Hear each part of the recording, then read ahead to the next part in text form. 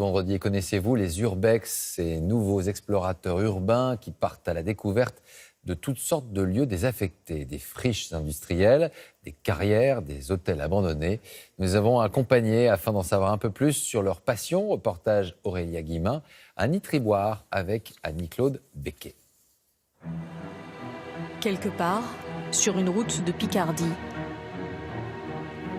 Est-ce que vous savez où vous allez là ?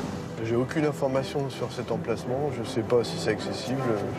La carte est ancienne, le terrain a changé, il y a des chemins qui ont disparu, il y en a d'autres qui ont été retracés. C'est la surprise. Tous les week-ends, Isabelle et Bruno partent à la recherche de carrières abandonnées.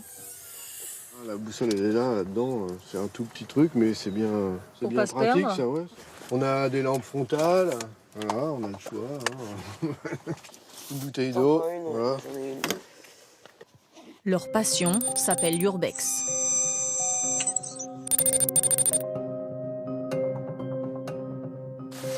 Ce jour-là, ils vont marcher plusieurs heures. Je serais d'avis de suivre comme on fait d'habitude le chemin d'incendie. Ouais. Avec l'espoir de trouver l'entrée d'une carrière d'extraction de pierre. Et voilà.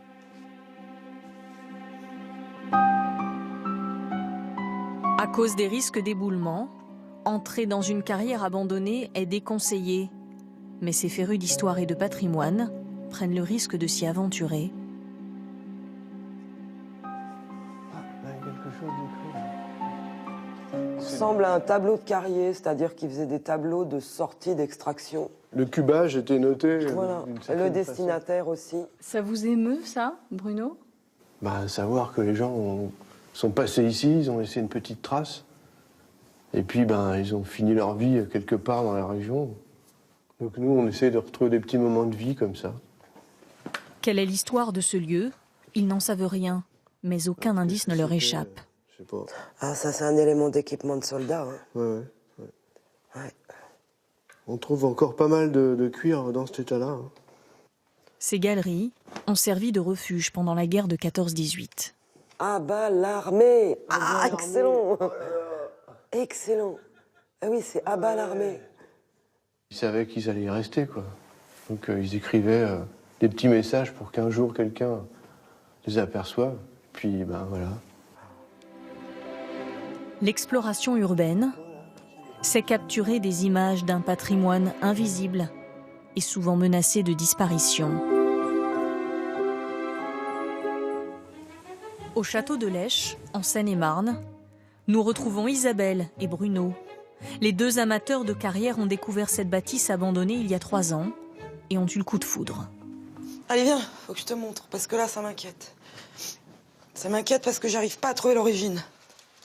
La charpente est en ruine et le château prend l'eau à chaque pluie. Tu vois, je pense que ça vient de ça. Si on pouvait arriver à le remettre... Je ne crois pas, moi. Je pense plutôt que la fuite, elle vient là du bâti et que ça passerait par derrière. On va bâcher en bas, là. Ils ont convaincu le propriétaire de leur confier les clés et avec les moyens du bord, ils colmatent les brèches. Leur exploration urbaine a pris ici un sens tout particulier. Sauver un château du XVIIe siècle en attendant que quelqu'un le rachète. C'est notre vœu le plus cher. Et puis après, à ce moment-là, nous, c'est fini. On s'éclipsera. On s'éclipsera. Quand on sera sauvé, on s'en va. Voilà. Isabelle et Bruno reprendront alors leurs explorations en quête d'autres lieux oubliés.